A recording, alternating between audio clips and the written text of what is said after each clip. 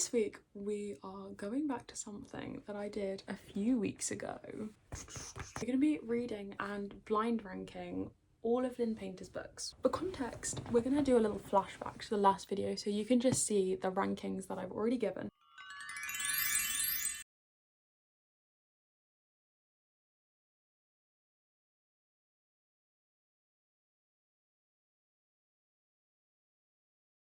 The helicopter. Pretty much shoved the book in one point. Like, not really. I think we go here. Goes. Okay, I'm just gonna read the review. We read Fake Skating, Mr. Wrong Number and The Do-Over. I'm quite happy with the placement. If you're wondering why I'm doing this, a few months ago I set myself a challenge of reading 50 books before I could buy any more. I failed. After reading 10 books, I thought it was a good idea to buy Fake Skating actually. And then I ended up buying 7 other books at the same time, and they were all Lynn Painter's books. And after I bought them all, I was just sat down thinking, why? Why do I care so much? Why am I so like centered on Lynn Painter's writing? Am I reading these books just because I think they'll be good, or am I reading these books because other people are telling me that they're good? And I wanted to find out what I actually look for when I'm reading a romance book. And what I've discovered so far is I'm not actually sure why I like her book. I had a lot to complain about the first time, and I have kind of discovered that they are, at least the YA books, they are all very similar. The characters at their basis are all the same. Let's dish about Lynn Painter once again. I have actually already started our first book, and I've read 108 pages. I picked it up this morning. I was like, I need to read something. Our first book is Accidentally Amy. I like it so much more than I thought I would. Let me get you involved. Let me read you the blurb. Isabella Shea is oh my god. Isabella Shea is usually a very honest person, but when she's running late for her first day at her dream job and the barista at her local cafe yells for Amy 3 times with no answer, she does the unthinkable. Izzy takes that pumpkin spice latte. Take that pumpkin spice latte, girl. It's the exact drink she ordered and paid for, just way further ahead in the queue, and she'll accept whatever bad karma is coming for her. She's desperate and very late, but when she turns around and runs directly into the most attractive man she's ever seen, spilling the drink all over his made for GQ shirt and tie. What's GQ? She ends up having the ultimate meet cute. Karma who? Sparks fly and things feel promising until he says to her, "See you tomorrow, Amy." Izzy reasons she can simply straighten things out the next day. No biggie. Only when she gets to her office and meets the VP of her department, it is none other than Blake Phillips, the hottie from the cafe. And the man might have been charming to Amy, but he is an arrogant grump to Izzy, one who does not find her explanation funny at all. But day by day, an attraction simmers down to a boiling point, and they'll have to find a way to work together without ripping each other's heads or clothes off. This is reminding me why I love her books. I have genuinely laughed out loud like 10 times. So obviously his name is Blake, and when he starts being rude to her, she says that he's like Blake's evil twin bloke. And I don't know why that's so funny. She actually didn't plan on releasing this like this. She released it initially as like, it was part of like a newsletter, and she would release like a section every week. I'm so excited to carry on. This might be set. I'm holding out the top place for now. I'm really hoping my opinion doesn't change. I'm so excited. On page 151, I feel like what her books have been lacking, like an emotional connection. This book has it. They're like actually friends. There's like the fizzles of chemistry, but they actually are friends. Find out very early that Blake, the MMC, doesn't like lies, and you're kind of discovering as the story goes on where that comes from. I just love that it's not the thing where it's like all fed to you at the start and then you're expected to just remember. It's like actually that part of the character is built on as you go on, and you're like discovering the information as you go on. You're growing your relationship with the character yourself, if that makes sense. Like,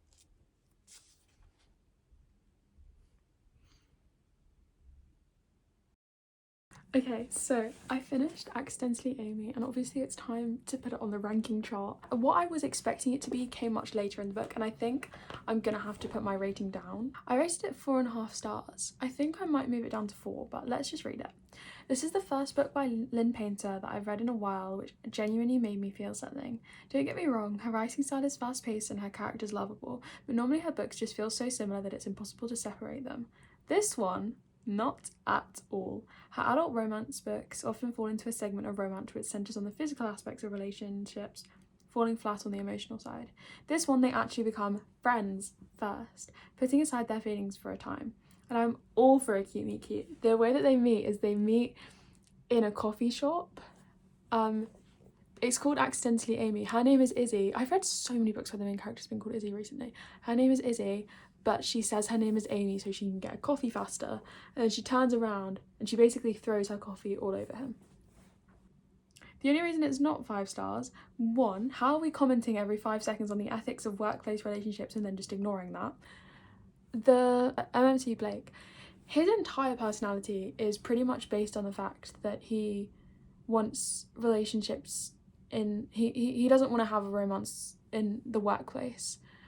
He doesn't want to romance in the workplace, and he doesn't want to date someone who lies to him. And he kind of just does both of those things and also lies himself when he's literally priding himself the whole time on hating liars and not wanting to be around liars. And then he tells a pretty big lie. Here we go. I was dying for the character to sort out the relationship, but it felt like Blake had just abandoned such a big part of himself. It did, because I think I talked about how you feel like you're growing a relationship with the characters and you're like getting close to them as the book goes on. It was so good that was happening, and then suddenly you're just like shut off and you're barred from it because he's made such a big decision and you just don't understand it. Like, I guess it could be because he's so in love with her. And I do understand and I do get that makes sense. But I feel like there should have been more, like, the guilt should have been laid on a bit thicker if that was the point. You don't want it to go the obvious route where it's like everything that happens is exactly as you predicted it and you want the characters to make decisions because that's how the characters change it. This one just felt like he'd abandoned everything that we knew about him. And again, that was the whole foundation of his character. He hated liars and he didn't want a workplace romance and he was all about the ethics of that. So how are you switching up so quickly with no foreboding, no like build up to that? It's just sudden, like, okay. 2, her writing sometimes comes across as very literal and it just kind of drags me out of the story. This is personal. This is a personal preference there. The book feels like a 2000s rom-com in the best way possible. It does. The end of the book, the first like 200 pages, and then after that there were like 5 or 6 different chapters. This book is 300 pages, so in the last 100 pages there were like 6 chapters that were just smart. You built up such a good emotional foundation, because also the thing is, there are certain books where it's like, yes, you expect that to happen, but this book is meant to be like a rom-com. It's just not what I wanted. It started to be like they were only seeing each other for the physical aspects of the relationship, and I'm just like, no. But again, that's just what I want. That doesn't really limit the book. Actually, I'm gonna keep it at 4.5 stars. I don't know why I've closed my laptop. I need my laptop and I didn't stop the recording. I think she's gonna go 4th. After I finished Accidentally Amy, I started betting on you. The first time Bailey meets Charlie, he's the worst. While moving to Omaha after her parents' sudden divorce, Bailey finds herself trapped for 10 hours with a cynical and obnoxiously opinionated stranger, the polar opposite of her careful, well-behaved, cheery temperament. So imagine her surprise when years later Charlie turns out to be her co-worker at her new job. But this time around they find themselves talking comfortably and even laughing. Still, they agree they can't stand each other, and when they witness 2 of their co-workers flirting, their commentary on the moment spirals into a bet. Charlie insists that members of the opposite sex can't be friends. Yes, they can. Yes, they can. I hate it when people say that because they absolutely can. And Bailey is determined to prove him wrong. Amidst all their bickering and playful banter, Charlie works to deflect the feelings he's developed for Bailey. He is terrified to lose her if her crush becomes known, and what doesn't help his agenda is Bailey and Charlie fake dating in order to disrupt the annoying pleasantries between Bailey's mum and her mum's new boyfriend. Soon, what Charlie was hoping to avoid becomes a reality as Bailey starts to see him not only as a friend, but someone who makes her hands shake and her heart race. But Charlie has a secret that involves Bailey and another bet Charlie may have made. Can the 2 make a real go at things, or is Charlie's secret doomed them before they can start? The bet that he makes, I'm 200 pages through, and it's only been mentioned once, and it's in passing, and it's talking about the past tense. I remember for the first time reading it, that being really central, and it's just not, and I'm going to be really annoyed if that's the only mention of it. Book 2. Oh, also, I'm going to see Alessi Rose tonight, so you're going to come with me, because I'm not actually going to be able to read any more of this tonight. Okay, so I carried on getting ready. The only thing I have to do is straighten my hair, and then in like an hour change my top. I will try not to burn my house down whilst we talk. If it happens, it happens. What have we said so far about Lynn Painter? Used to be such a big fan of her. I'm not a fan anymore. In my head, I was like, oh, she is the greatest writer of all time. If you think that, that's so fair, because I honestly thought that until I started doing this. I don't think she's a bad writer by any means. I just think she rewrites the same sort of story using the same exact trope. It's always fake dating. The man somehow saves the woman. Not saves, but like the female main character is always like very stressed about everything. And then the man is like the laid back one who shows her how to live life basically. I understand that's an exciting thing to write about, but at the same time she has such a big audience and I think she can tell different stories and I think they could be amazing as well. It's not even the fact that it's the same story, it's the fact that they're the exact same characters just rewritten. There are so many different types of love and it's just the same thing over and over again in the exact same way. They always somehow know each other from their past even though they're not that close. Charlie and Bailey in Betting on You, which is what I'm reading at the moment. Liz and Wes, they're neighbours, that's better than the movie. And Emily and Nick in Do Over have been at school together for their entire lives.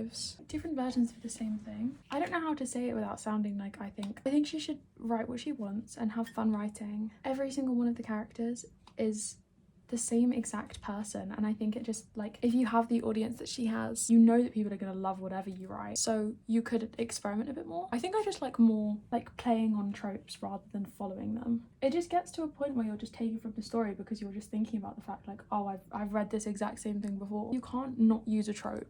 Like everything stems from a trope in some way or another. The issue is using them in the exact same manner. And like her writing is insanely enjoyable because I'm still rating these books like 4.5 stars. Like I do enjoy them and I am just talking about the bad things. I would much rather not every one of the books be exactly the same. They're good, but it's so distracting because it's like, I don't need to read this because I know exactly, they're too predictable. There we go. We went a roundabout way, we got there in the end. I know that the people are gonna get together by the end. So let's have some different routes there. Like I don't want to sound like I'm like a twat or anything. Read what you want, read the authors you love, write whatever you want, write what you love, because I just know exactly how this is gonna end. The feeling of reading one of her books is amazing. I love just, because it is just so, like they are very, very, very enjoyable. When you're in it, you're like, oh my God, this is insane. It's the after where you're like overthinking it and you're like, characters are very, very likable. It feels like they're the main characters, but there's enough characters surrounding them where it's like, this feels real. You do feel like you're in the world. Oh, that's fun. Let's just not comment on my straightening abilities, please. I don't know what I'm doing, like at all. The only thing I know how to do is to do the end. Clearly I don't know that very well either, so let's just imagine. My hair's always going to be frizzy, so I need to do nothing for a bit. I've exerted myself enough today by straightening my hair. This is the top. It's a little... I have a black one as well that I might quickly change into. Okay, I prefer this one a lot. I want you driving me wild. At your first original thought, then it hits you like a freight train. God, it must be hard. You want what you can't have, and you change your mind. New blood coming right back. I break down in your arms, I'm going under. You kiss me just to make me stop. Okay, they've said the word wank 3 times in this chapter. 4 times actually. So I did a little Google just to see if it meant something different in America than it did here, because here it means. So I did a little Google. So if my FBI agent is watching this and you've just seen me look up the word what does wank mean, just ignore that. I still don't know what it means in America. I think it's supposed to be idiot. I was surprised the first time and now it just keeps going. I'm like, okay, great. Or a wank. That could mean something really horrible and I just wouldn't know. I'm assuming if she's written it, it can't, right? I know I went to a concert yesterday, but so we're going to another one right now. Well, we're leaving in a bit. I'm going to see Sadie Jean. I don't know if this is that cute. You see it looks, wait, how do I do this so you can actually...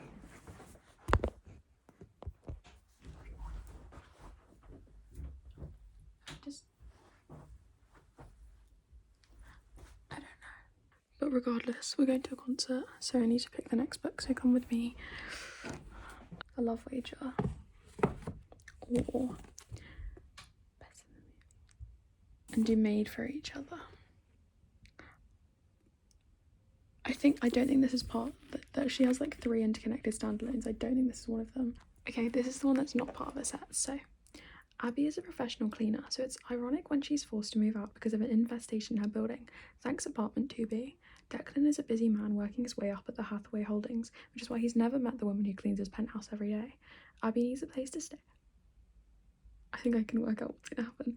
Abby needs a place to stay and Declan is out of town, so the solution seems simple and crucially free.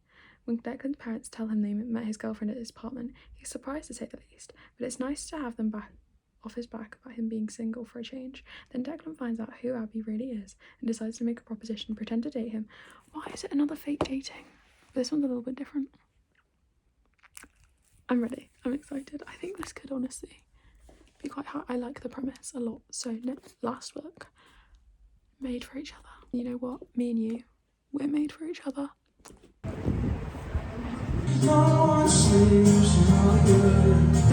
Hope you know. Here we go! I'll hold back your head when we've been drinking. Where we are, you still have my heart. 'Cause I locked it, and I promise you're lost it. Dating my boyfriend. She's dating my boyfriend. It's time to finish it. I'm gonna put a playlist on. I have like 40 pages left. I thought it was going to be another one of the adult ones where I'm like, too much, not enough emotional connection. I really, really, really like it, like a lot more than I thought I would. I think this was her first book. It's about a writer, and I think writers writing about writers, it's so sick because it's like living vicariously through your characters. Your characters achieve their dreams and know that through them achieving their dreams, you're kind of getting closer to yours.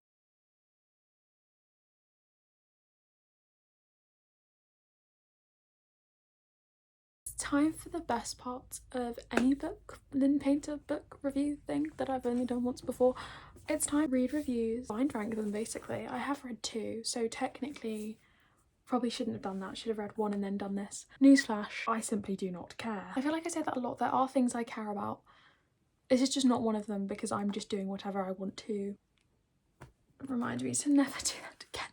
This is the top I got from Sadie Jean, by the way. Isn't she so cute? If you haven't heard of Sadie Jean, my favourite is Know You Forever. I love concerts. Sue me, I wanna be. Sue me, I wanna be. Sue me, I wanna be. Sue me, I wanna be wanted. I'm sorry that your dog died. Sorry. So sue me. I remember the bet playing a much, much, much bigger role. I remember being at the most important part of the book, considering the title is Betting on You. And I think it was maybe mentioned once or twice or 3 times at most. So I'm just a bit confused. Surely that's quite an important factor of the book. How have we just completely glossed over that? I think my issue is I feel like there's some details in her books, in Lynn Painter's books, that are just completely glossed over. And it just really, like, it does just get on my nerves because it's like, how is that such a big detail at the ending or at the beginning and then it's just missed for the rest of the book? I really don't know how to find this. This could be a little bit awkward. Talking weird, it's because I just got rubber bands on my braces and I can't open my mouth. 4.25 stars. It's on my phone. The concept of this is so perfect. Genuinely, the way that the 2 bets work alongside one another. For context, there's 2 bets involved in the story. I've read this before and completely forgot about the second one between Bailey and Charlie. Bailey and Charlie bet on one of their friends. The payoff is definitely worth waiting for. It's so good. It's so good. I forgot about the bet and I forgot, like, between the FMC and the MMC and the way that it, like, it has so much meaning that you don't even realise it's going to. I promise. Their love story is so cute and I love the idea of someone only believing in true love because they've met someone who shows them just how real it can be. The characters are identifiable to a point you genuinely can recognise them from anything they say, although perhaps it's because they're the same archetypes constantly used in Lynn Painter's books, but I don't want to keep saying that, so I'll just leave it at that. As always, the pacing was perfect and I was interested from the get-go. I love a good past-present timeline and we kind of had that at the beginning. Kind of. Not really, but still. What I didn't like was the complete lack of the bet. For me, it just didn't seem poignant enough, considering it's quite literally so important as part of the title. It was mentioned 2, maybe 3 times, and the first time was about 100 pages in. I think it was 200. The whole point of the story is there's a bet that happens, and editing me is back, and I have just re-watching this. Maybe it's called Betting on You because Charlie doesn't believe in love. He doesn't believe that girls and boys can be friends, all of that sort of stuff. Maybe it's called betting on you because both of the characters are like giving up part of themselves and like betting on the fact that the other person is gonna like be worth it. I don't know. I quite like the idea of that because then it makes more sense why the bet is maybe that's the point and that's why the bet isn't so like such a forefront. I don't know. I don't think I've used forefront correctly there, but that's fine. It just didn't seem like a big deal to me, and that made it almost meaningless when the entire thing was realised. I'm very much of a fan of books where you have like the build up, and that's how like the build up is why something becomes important, because you've seen where it came from and you've seen how it's being like hidden. Or if you're reading a fantasy book and there's a war between two kingdoms or whatever, if the war is solved and you haven't learned anything about it, like the history, you haven't seen any of the battles, you haven't like understood the effect of it on the characters, it just doesn't feel important, like when it's solved, and you just don't care. The second thing I didn't particularly enjoy was at points telling rather than showing, particularly around the character Theo. It seemed like I was being told to hate him because he was a spoiled rich kid, but didn't actually get to see this take place. Still very, very, very cute. Yeah, you didn't actually see him being a bad guy. You kind of just saw him being hated on. And then there was a point very later in the book when you're at like kind of the breaking point and you see him being not the best, but he's still fine. Like, it's not like he went around doing bad things. He was just a bit cocky. But you don't actually see that happening. You're just told that it happened. I think I'm going to put it second. Honestly, I loved this so much more than I was expecting to. That was an extra so for you, just so we could have a bit of differentiation. It honestly felt like one of Lynn Painter's most genuine books. The love story, I could feel them falling in love, and I feel like that's the best part of a romance book. I love the characters and how the relationship progresses. You can genuinely see the consequences of their actions, feel the build-up, and understand how their decisions and minds change. There's a big sort of twist at the end where both of them kind of turn on one another, and I feel like because of the way that their characters were built up from the beginning, and because you know things about them that the other characters maybe doesn't, you fully understand their actions, but you're also like begging them to get back together because it's a big misunderstanding. This puts such a lovely spin on the fake dating trope in a way that I can't see in any of her other books. It doesn't really. It does and it doesn't. I feel like it's a very classic fake dating thing of like, I need to go to this big event and I've told like my parents will bother me if I don't have someone to go with, so come with me. Had told his parents he had a fake girlfriend and her name just happened to be, the thing that I didn't put in the review, Abby, which is Abby, was the girl he told his parents about, like, faked his girlfriend to be. Abby, ABI, is the FMC. We got that. You kind of watched the name sort of like progress from one to the other, fake to the parents, to being kind of like let into their life. Progression from her being this like outsider figure who's really only in his imagination to her being like let in and becoming like a big part of his life. Like, I always imagine someone using like a capital letter on the word king, and as they like kind of are disillusioned, it kind of sort of switches to a lowercase k, if that makes sense. Something in your mind flips and you've just let this new idea into your head, and it kind of changes your perspective on something, and you can see that just within the word. The settings were well built. I love the fact that the FMC was a writer. I just love the writing industry being explored in books, and this was a lovely way to do it. Seeing Abby base her work on her life to a point she is unable to distinguish it from reality, and then realise she has genuinely no idea what's in front of her and has been seeing fiction as fact. Absolutely amazing. The only reason this isn't a high rating is because the ending felt too rushed for me. There's no big reveal of the relationship being fake for anyone around them. Like, what do you mean the parents are just going to accept that their son lied about having a girlfriend and there's no resulting argument? Do they just not tell them? I got to the last page and I was like, he still hasn't told his parents. His family don't know. So do you just not tell your parents and just let them assume that your girlfriend is someone she's not? Alongside this, I expected the granny, there was a point with his nan, to play a role in the reveal since she recognised Abby, but it's a big fat nope. There were just details important in the beginning that were completely glossed over or forgotten. Bad, but I think we're going to put it 5th. I would put it higher, but I don't think it's first. So we're going to put it 5th. I like the sound of that. I think I already know what's going to go up here, but I'm kind of scared that I'm going to like a book more than I like. We've got Nothing at the top, Betting on You second, The Do-Over third, Accidentally Amy fourth, Made for Each Other fifth, Fake Skating sixth, 7th Nothing, 8th Nothing, 9th Mr. Wrong Number, and 10th Nothing. So we've still got the top spot and the bottom spot to fill, but that is for another time. We've had a great time. I know I have. I've really enjoyed talking about the books. Again, I'm still not entirely sure why I'm so called to her writing, but that's a question that we're going to answer in the final part of this video. Oh, every single one of her books that I've read has had at least one Taylor Swift reference, if not multiple, or a little lyric in the back of your mind where it's like, oh, that could be a reference, but it's like not 100% sure.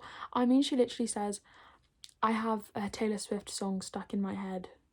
There's Taylor Swift playing on the radio. It feels like she's just kind of calling to the Taylor Swift fans, and I'm like, yes, I love Taylor Swift. Every single book is a bit much. There are so many other musicians out there that you could make a reference to if you really wanted to, or just have it be more subtle than just saying like, Taylor Swift's on the radio, I think we should jam out to Taylor Swift. It just kind of is a bit odd. I hope you have a lovely day or a lovely rest of your day. I have no clue where you are, and I will see you next week.